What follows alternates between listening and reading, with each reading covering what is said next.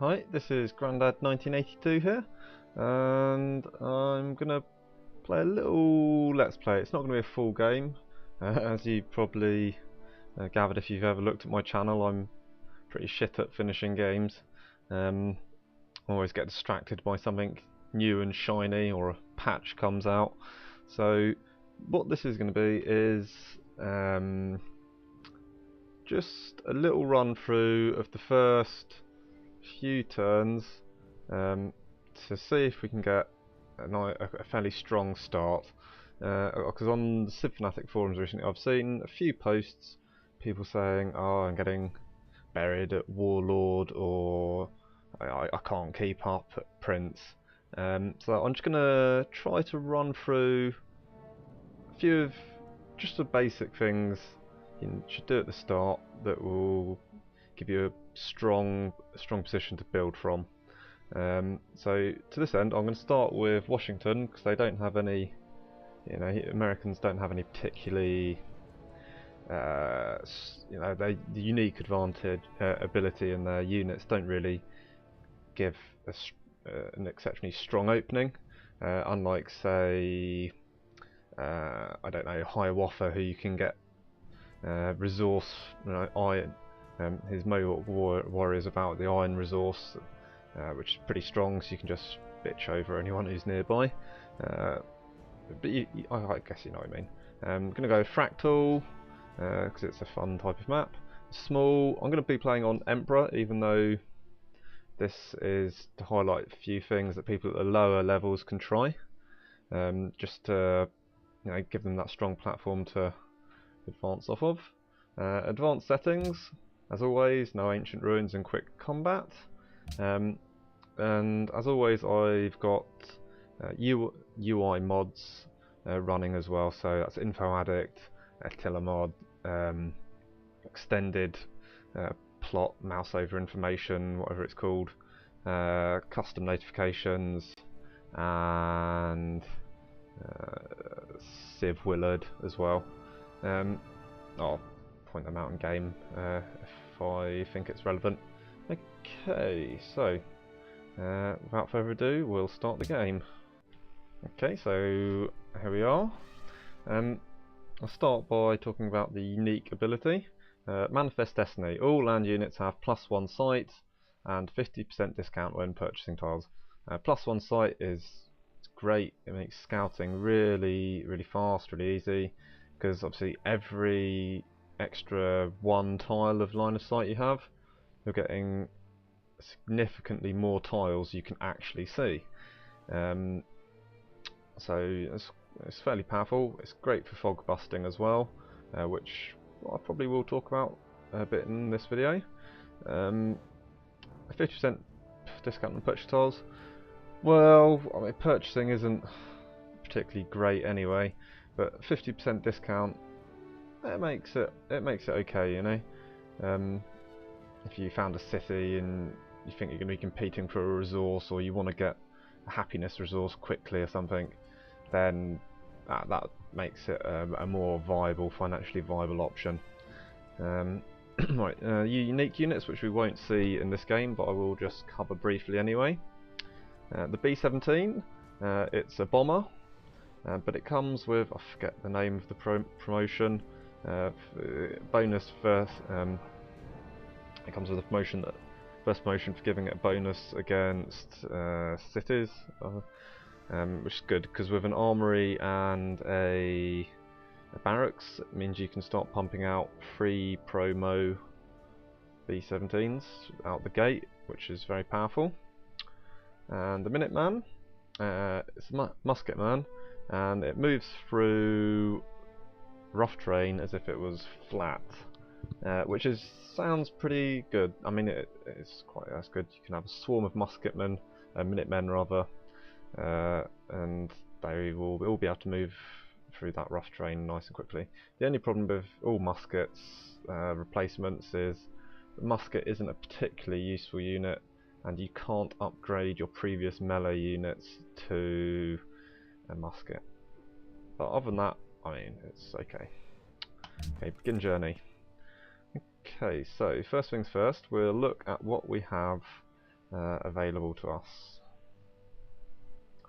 Okay, I can see here there's tundra, so we're obviously in the northern half of the map. We've got a marble resource, and we've got ivory, and we've got 2 riverside plains wheat, which with farm become 3 and a granary become 4, and with civil service will become 5 food tiles. This is going to be the potential to be a very good gold generating site. Also, okay food and production as well, due to this nice amount of river land we've got here. Production won't be stupendous to begin with because we've only got this one hill and a few forests, which isn't particularly great. And the other downside of this site, of course, because we're plains tiles around here, we won't be able to build the stone masons or whatever the hell it's called. So we'll miss out on the extra happiness we could potentially get for that and the extra production. But there's nothing I can really do about that. So where am I going to move my warrior? Just have a look. I'll move him over here. Okay, so over here we've got more elephants and a diamond. Now, the question is, do I settle in place? I don't think so. Do we settle here? We pick up extra ivory resources.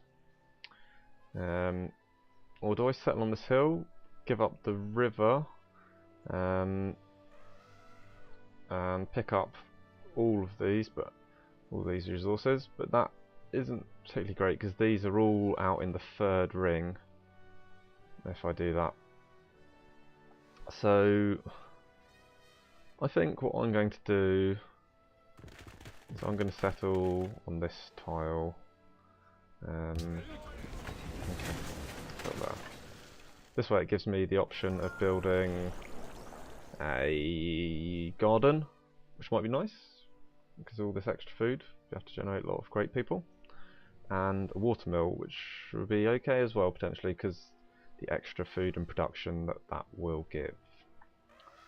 Right, so what are we going to go with as our starting technology? Well, because we obviously have agriculture already, we don't need to. Our workers are going to have quite a lot to do straight off. But I'm going to go animal husbandry. That will reveal any potential horses and lead to trapping to improve our ivory resources. So when you're choosing your opening tech, it's always a good idea to think about what resources you have and in what order you might want to improve them. So for example, if this diamond was here, diamond gems, a good opening tech would be mining, because it is only, to get the ivory we need to go 2, and the same with the marble, we need to go 2 techs in. But if it was a mining resource, then happy, it's only 1 tech, so that would take precedence then. Also, you want to often think about strategic resources. So in this case, animal husbandry and then trapping isn't a bad thing at all, because it will let us know if there's any horses nearby, and there might be, there might well be. So I'm going to go with a scout as my first build. I'm going to go with that because even though there's no ancient ruins, we're going to be trying to meet city-states for the gold they give us, and we're going to be trying to meet AIs as quickly as possible. And also, excuse me, I'm going to sneeze, quickly pause there. Oh, sorry, excuse me.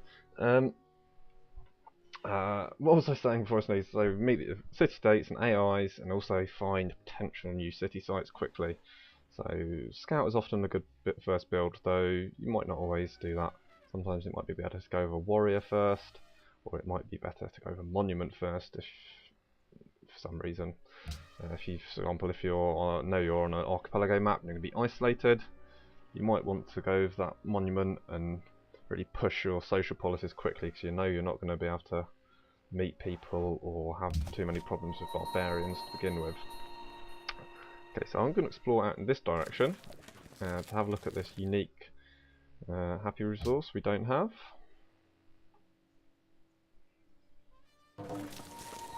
And we find Old Faithful.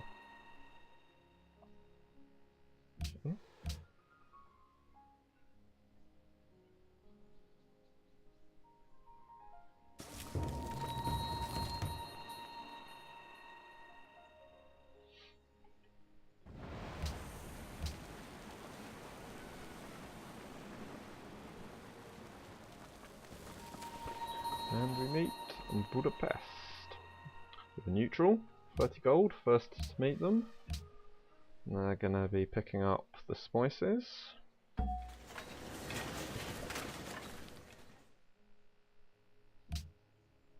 Okay, our scout is finished, and I'm going to go straight into the worker because got a lot of tiles that are going to need improving. Okay, so if we had settled here, we'd have picked up this ivory anyway, but this way we get an even more ivory in our capital. So I mean, this really argues for it being strong gold site as well as quite a strong food site with these.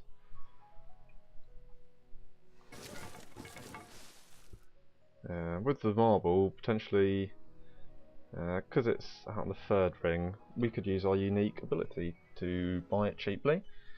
But when we get it, if we don't rush it, that could be good for Sydney Maritime Neutral, and they're going to get silver.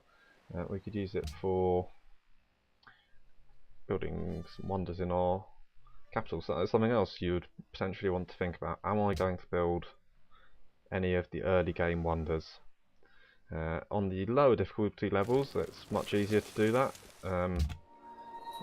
because of the various production bonuses that you and the AI get, and how aggressively they tech and pursue these things. We